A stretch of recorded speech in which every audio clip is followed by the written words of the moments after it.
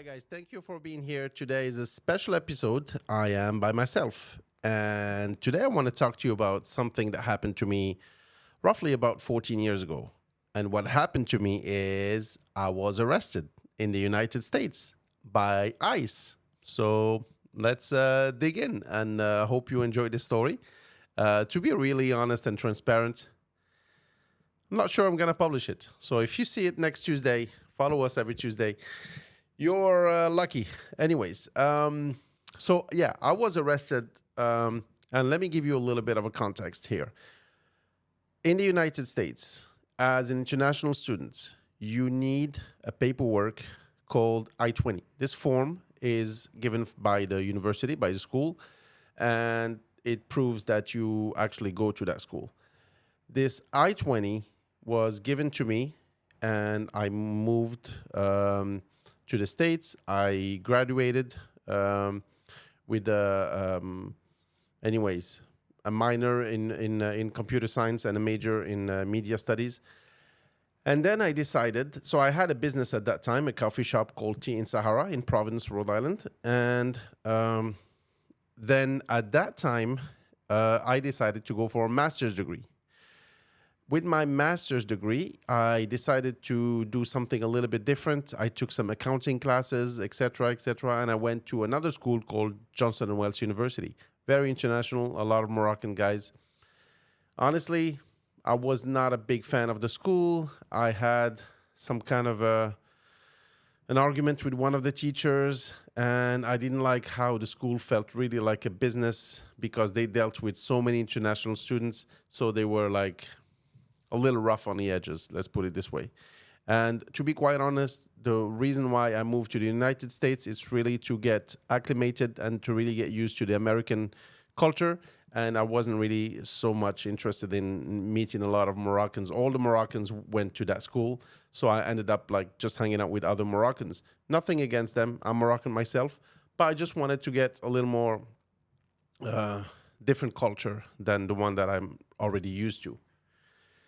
And to be quite honest, also, accounting wasn't really my thing. I skipped a couple classes because of registration and so on and so forth. And then the first class I come in, having missed two of them before, we started with a test, and I had no idea what she was talking about, assets, etc. These were all foreign words to me, and I'm like, okay, this is not good. So I hang in there. I think I failed one of them. And the reason why I failed one of them, which was interesting, I took a statistics class, tough one. Only 80% or 75%, something like that, failed. And apparently, if you get if you do a master's degree, you need a B or above. So I had a B minus, and I thought, well, there's the letter B there. No, B minus means it's not B. So I failed that class with a B minus. I'm like, to be honest, fuck that school. I'm out. And one of the teachers that I met, and he died actually. I checked him up online. I've been sending him messages, and then I checked online, and he actually passed away. So rest in peace. He told me, listen, I'm opening a major in media, and it's in the communication department, and they gave me the responsibility of being the dean of that department. So I think this program would be very interesting for you. You should come back to Rhode Island College, and join this thing. I'm like, fantastic. Honestly, I hate this program. I don't really like this school. So sounds good. My school where I graduated, the one that I wanted to go back to, has semesters like most of the schools in the States. The other one that I moved to, the JWU, that was not really my cup of tea, let's put it this way, has trimesters.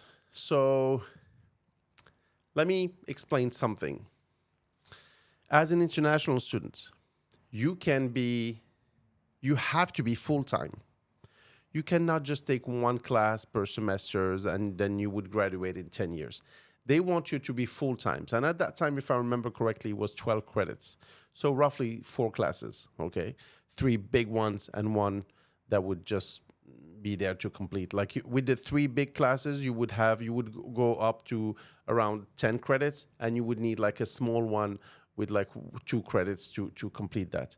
I usually take a bullshit class, and maybe in another episode I'll tell you about some of those classes. I took guitar in one of them. I took French in another one of them. This one was very interesting and funny, but maybe for another day in paradise, right? So I go there and I decide to move back to my school. The thing is, you have to be full time, and you can only do 2 semesters in, 1 semester when you can take a break. So technically, for people who take semesters in most schools, you would study during the year, and you would take summer vacation, and then go back in the beginning of the year, and September, whatever, and then you would go back, etc., etc. That's what I used to do. But the trimester thing really threw me off. And honestly, that was my attitude at that time. I'm like, yeah, fuck it. I'm just going to wing it. Which means that I will just wait for the professor who I talked to send me the I-20. And we were on an agreement on that. And I have just extra long vacation because I needed to wait for the semesters to start at Rhode Island College. And I was waiting, and at that time I had a business. I was working, managing the business, etc. The cafe was going great, so fantastic. Now, here is the kicker. The twist is, one morning, I wake up with heavy banging on the door. So I live on the first floor. So for people in Europe, like, this is the second floor, but first floor, whatever. In the States, they say the ground level is the first floor, and then this is the second floor when you go up the stairs. In the United States, whatever. Anyways, so I was above the ground level, living there in my apartment, and I hear very, very loud banging, like literally, like the police would like fucking kick the door off the hinges. And it was winter time, really cold, maybe -10, -15, something like that, or maybe even colder. And to be honest, in Morocco, we are not really used to be hostile to police. I know we see a lot of people challenging the police. I refuse to open the door, etc., etc. And Moroccans, or maybe just me, but I would say most Moroccans are very naive. Like, if there is the police at the door, we would invite them in. I know it sounds ridiculous for Americans, but that's what we do. It's just politeness. We would not let somebody at the door. We don't have conversation at the doors. We would invite somebody in. And I opened the door. It was probably around maybe 6 in the morning. I open the door. I go downstairs, very cold. I go downstairs, and I see the police dressed in civilians. Hi, are you Jawad Sifiani? Yes, sir. And there are 3 of them. All right. Hey, Jawad, are you a student now? I said, yeah. What school do you go to? Oh, I go to Rhode Island College.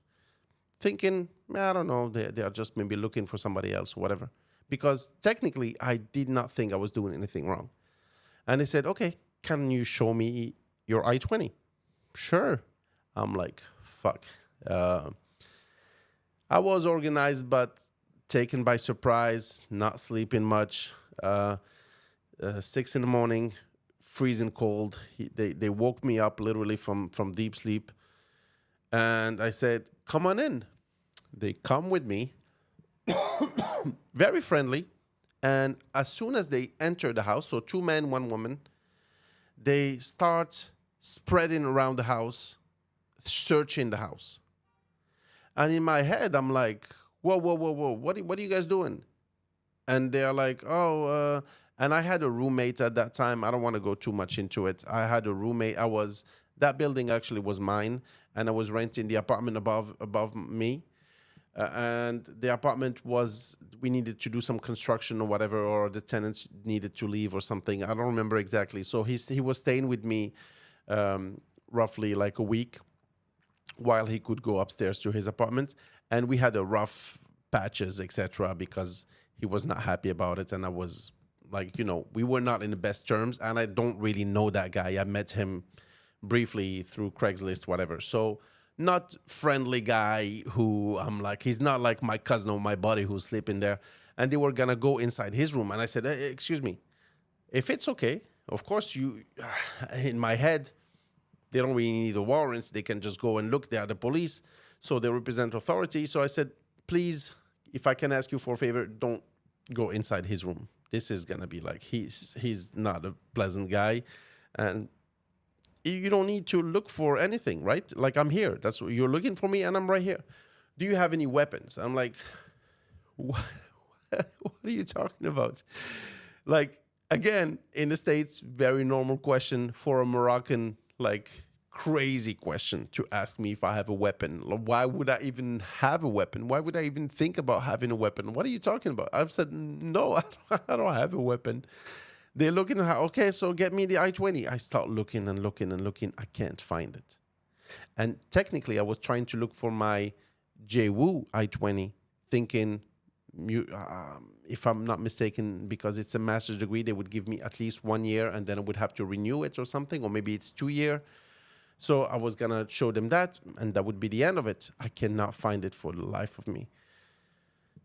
I keep looking, and the situation is very, very stressful. Then I'm thinking, oh, I have a folder. But it's in the cafe. And to be honest, I don't want to have them asking me a bunch of questions about the business, etc., etc. So, and I tell them, okay, maybe it's downstairs, my brother's cafe, whatever. And I go downstairs. They come with me, obviously. I start looking in one of the folders. For some reason, like, this folder had paperwork for the cafe, not so much my personal paperwork. Long story short, I keep looking, and then they announce, they drop it on me. They say, listen, you have to come with us. Here is what's going to happen. You will come with us. Don't take any extra clothes. Just don't worry, the car is heated, and where we are going is heated. Don't take any extra jackets, etc., etc. You can keep one piece of clothing on top and one piece of clothing on the bottom. And even the shoelaces might be a problem. And don't take your phone. Don't take your wallet. Just your ID. Just give me your ID. Oh, okay, I have it. Don't need your wallet. Don't need money. Don't need anything. If you need phone numbers, just write them down on a piece of paper, and you can take the piece of paper down. Don't take your phone. It would be taken away, etc. It's just going to make it more complicated to get back, etc. Just keep it here. When you come back, you'll find everything here. And I'm like, what are you talking? Like, am I under arrest? They say, well, we just need to take you in for questioning. And I'm like, and honestly, at that time, I don't want to be like the big hero. I freaked out. This is for, again, I hate to keep saying this, but for us Moroccans, this is unheard of. And then they said, we will put you in handcuffs. I'm like, fuck that. What are you talking about? And they said, listen, we need to put you in handcuffs because we put everybody in handcuffs. And I said, sir, sorry. Sorry. And I kept saying, sir, I am a student. Like pretty much saying, like, hold on, like, who do you think you have here? Like, I'm just a student. Like, this is just some paperwork mixed up. Like, why do you need to take me? The three of you came here. I invited you to the house. Now you need to, this is too much, guys. No. We need to put you in handcuffs. Honestly, I was in shock. They put me in handcuffs and they said, we will be nice to you. I was like freezing. My ears started tearing up. And they said, well, you know what? I don't know if they were playing good cop, bad cop on me, but they said, we will put the handcuffs in the front, not in the back. And to be honest, in my head, I'm like, who gives a shit, really? But anyways, I guess that's better than in the back, maybe. I don't know. Um, we go down, we go downstairs, and I'm like, some early birds. So by that time, it's almost like 7:15, etc. So I lived in a very student area, etc. So I'm like, some of my customers might see me with handcuffs. This is fucking crazy. And we go downstairs, and they parked the car like around the corner. And I'm like, oh, so they thought maybe I would be like trying to see if somebody, like I was expecting them to run away or something. They try to hide the car, etc. They take it out of proportions. Like, this is crazy. Like, to take this extra step in case I was like in the lookout for them. That's crazy. I was not expecting that at all. We go in the car. I'm gonna try to speed things up. If you guys get bored, just hang in there. Small details that are interesting. They undo one handcuff, and then they put the seat belt, and then they put another handcuff. And the woman who's sitting in the back with me, she was bragging and explaining that to me. She's saying, this is a technique. You know why we do that, Jawad? I'm like, no, why? And she said, well, because if you ever open the door, because this is not a police car per se, this is like a regular 4x4. If you want to run away, then the loop of your arms and the handcuffs and the loop and the closed loop of the belt, like, you cannot just escape. So I'm like, oh well, I guess that's clever, but like, for me, escaping is like a fucking crazy to even consider like doing that. Honestly, you would just say, hey, follow us with your car, and I would follow you right away. Like, this is just crazy that you would have to take measures. We drive to the thing. Like, I'm freaked out. Honestly, they were nice. They said, hey, listen, I understand that's a mix-up, whatever, but we have to do what you got to do. You need to have your I-20 with you, blah, blah, blah. We drive far away to the police station, the ICE station. It's really far away. Honestly, I've never been there, and I lived in that area for a very long time. So it was a couple towns over. We go there, and I arrive there, and I see things that, again, a Moroccan would never be used to. A lot of people shackled, some people with great green, orange jumpsuits, etc. And people handcuffed, some people bleeding, some people, like, it was like not good.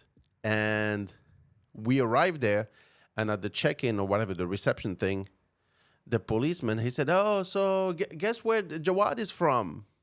And he said, oh, he's from Morocco. And the guy was actually really friendly, and he started telling me, oh, Morocco, in 1987, I went to Essaouira, etc. And to be honest, in my head, I'm like, this is fucking nuts. What's going on? Honestly, sir, like, I don't give a flying fuck. Like, you went to Essaouira. Good for you. But this is crazy. This is crazy. What's going on here? I'm still processing that. And he's being friendly and writing my ID, whatever. And then he said, I need to put you in shackles. And it's the type of shackles that I've only seen on TV, and I always thought like heavy hitters, like big criminals would do that. It's the shackles actually who would like have them. You would have them in your cuffs, like in your hands and your feet, and it would be like with a chain, like connecting them, and you would be walking like that, because technically it really restricts your movement big time. And when they did that, I have very big ankles. They tried, and they would not fit me. And they said, listen, sir, yeah, it doesn't really fit. I said, sir, this is, and I kept saying as like a broken record, I'm just a student. Sir, you don't need this. I'm just a student. And long story short, they say, listen, we need to put you on it's a big common, like big cell for many people. It's not just like a small cell, and it has like big glass, so you could see like the reception and the common area, the entryway. And they said, okay, we trust you. We'll just keep you with handcuffs. I'm sorry, but this is just the procedure. You need to go and wait. We're going to try to figure it out. And I said, okay. They said, okay, what is the name? I said, please. They said, do you have a name that we can call? And the two names that I wrote was the name of that professor who is opening this major in school. And he said, you should be one of my students. And I had a great connection with him. We were very, very friendly. And the other connection that I have was, believe it or not, I had a lawyer. So long story short, it's not really my lawyer. It's just a lawyer that I happen to know. And full disclosure, I used to date his daughter for a long time. And this family has done so much for me. Like, besides this, like, it's a fantastic family, like angels sent my way.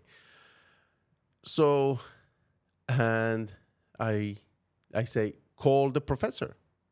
He's the one who is the dean of one of the communication department at RIC.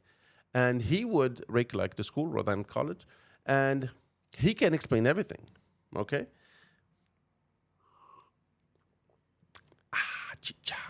So they said, and the problem is, I know he's a night owl. He stays up really late. And the problem with that is that he would stay really late, and this is maybe 7:30 in the morning or maybe whatever, not even 8. He's definitely sleeping, especially in the winter. So I said, please keep calling him. He stays up really late. Keep calling him until he picks up. He's probably sleeping. Wake him up. I said, yeah, don't worry. Just somebody took me to the cell, and I saw a lot of people. People were calm. It was not like crazy hectic. But I decided to sit where I could be seen, because in my head, I'm like, oh, this is like a movie. Somebody's going to jump me, whatever, ask me for cigarettes, or you don't have cigarettes, bomb. And like, what? So I was just sitting so they could see me in case a problem happened. And I waited probably for 30 minutes. It seemed like a lifetime. Somebody came and they said, okay, yeah, okay. So I could hear them and see them. Okay, yeah. And apparently they were talking to this professor, and he was screaming and yelling at them and saying that whatever. They said, okay, he wants to talk to you. I go there and I say, hello? And he said, listen, Jawad, I told those motherfuckers. That's how he talked to me.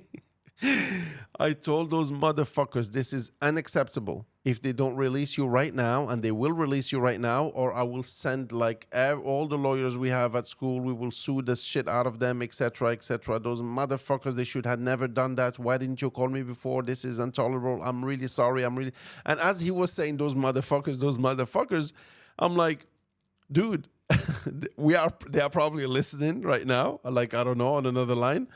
And you are insulting them. You are at home. I'm handcuffed with them right now. Please don't make them angry. Like, what do you mean, those motherfuckers? No, it's not that bad here. I mean, chill, man. I'm still handcuffed with them.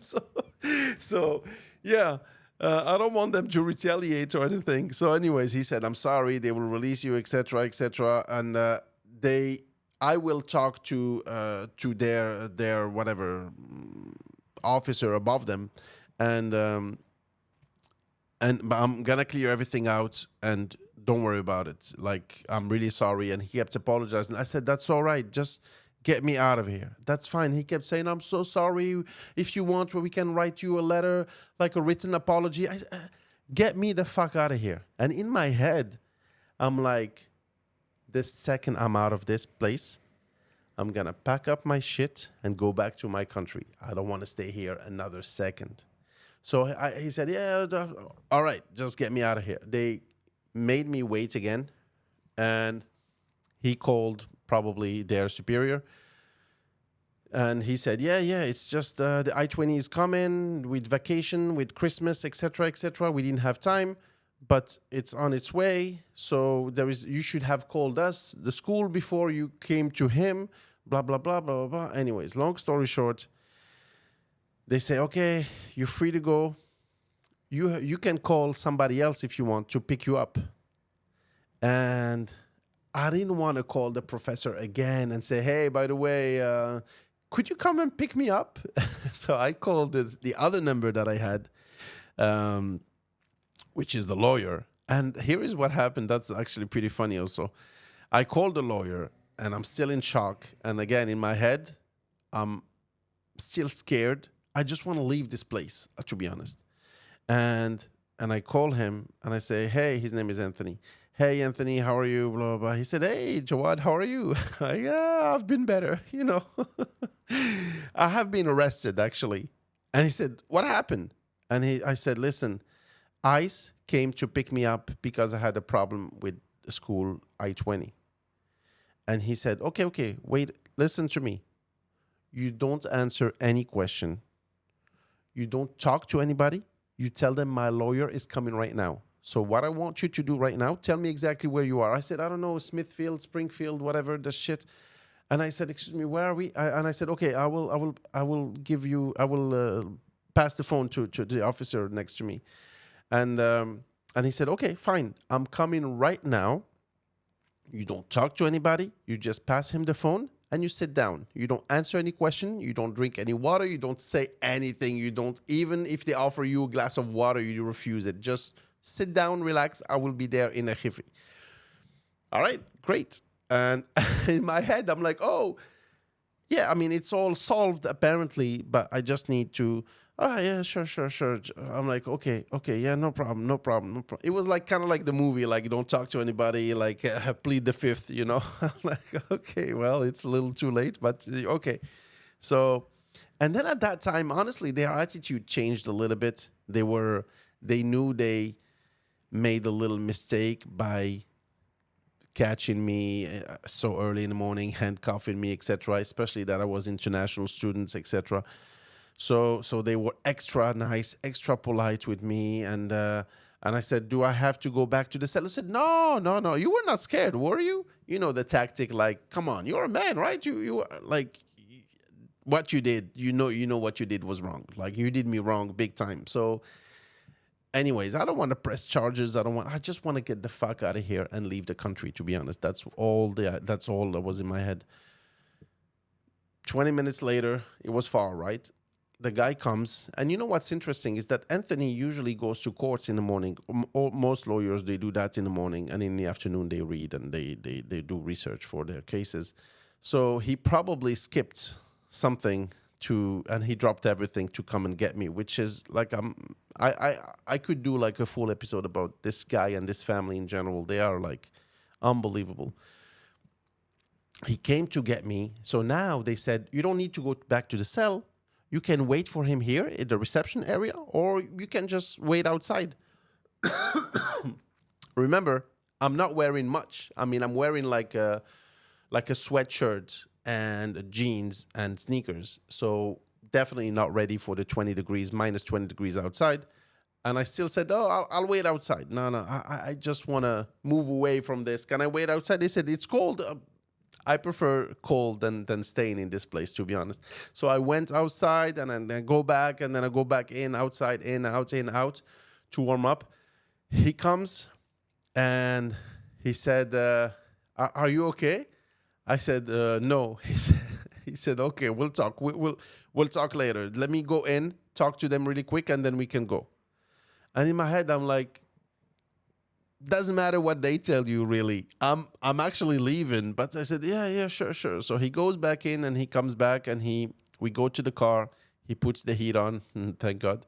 And then, honestly, I broke down crying. It was extremely tough, humiliating, to be honest, more than scary. To be honest, I was just very, very humiliated. And he said, well, they are assholes, Jawad. What do you want me to say? I said, I don't want anything. It's okay. I just want to go home. I said, yeah, I'm taking you home. I said, no. Home. I'm going back to Africa, baby. And he said, like, so here is the thing.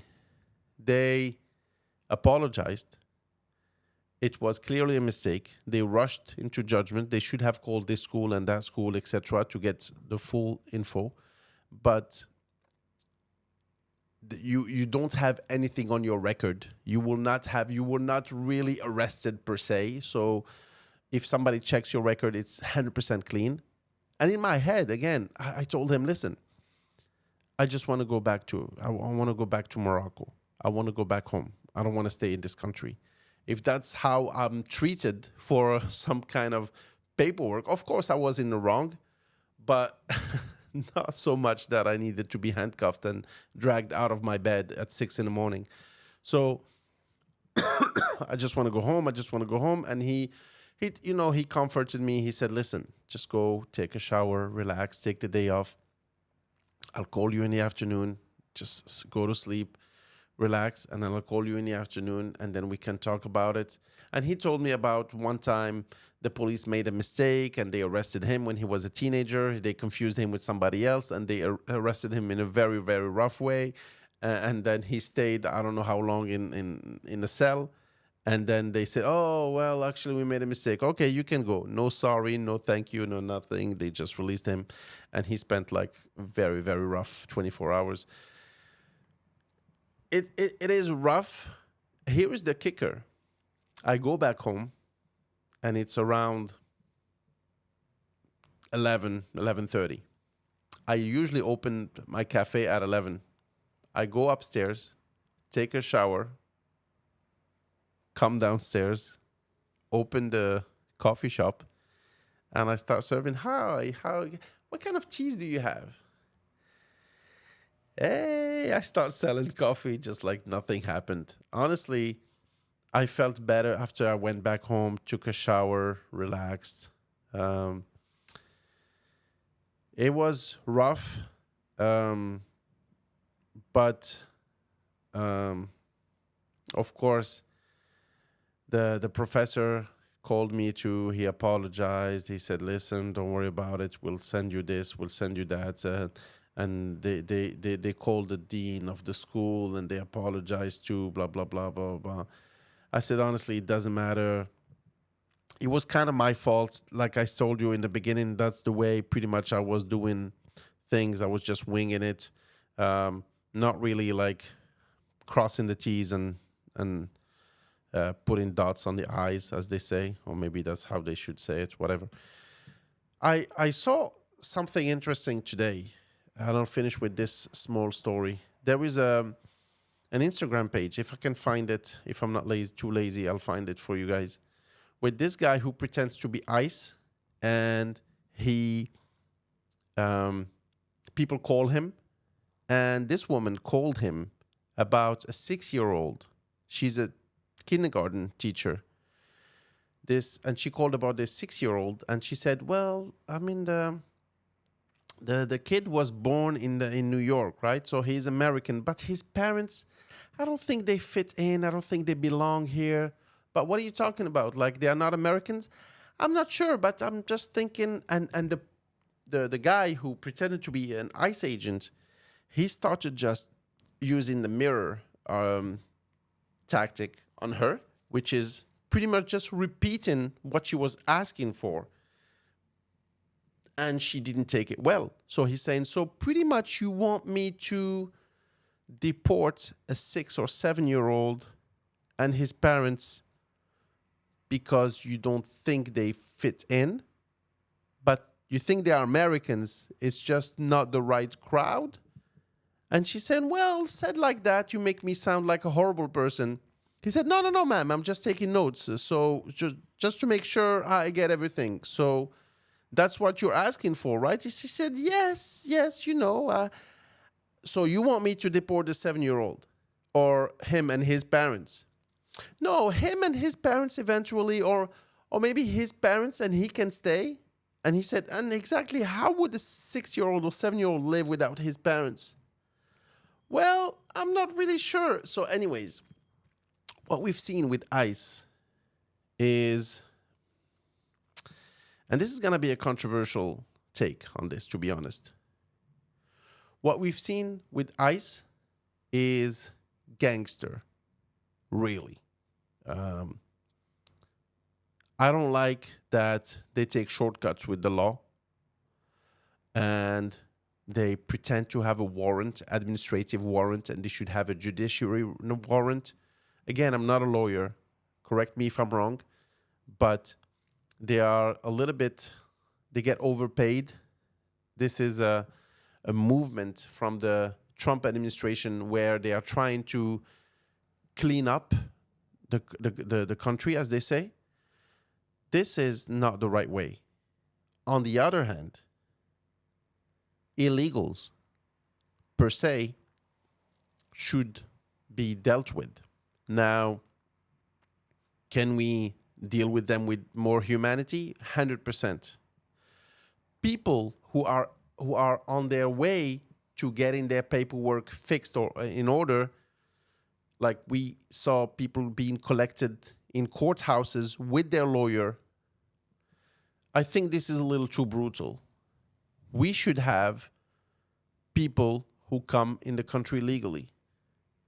If there is a system that takes a little bit of time, then we should allow them to have all the time to have due process before we start harassing them. Now, there is a thin line between legality and illegality. Let's not forget how America was built. Let's not forget how France was built. I know I'm preaching, and this is a little bit. Again, I'm not the expert. I don't know what to do, but I know that's not the right way to deal with the things. This is very rough.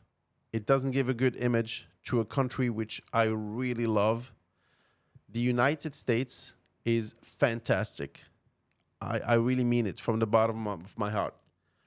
What's happening now is giving a really bad image to a country that I really, really like, where I lived over 12 years. And hopefully I will go there soon if Trump doesn't watch this video. All right, guys, peace out. Take care.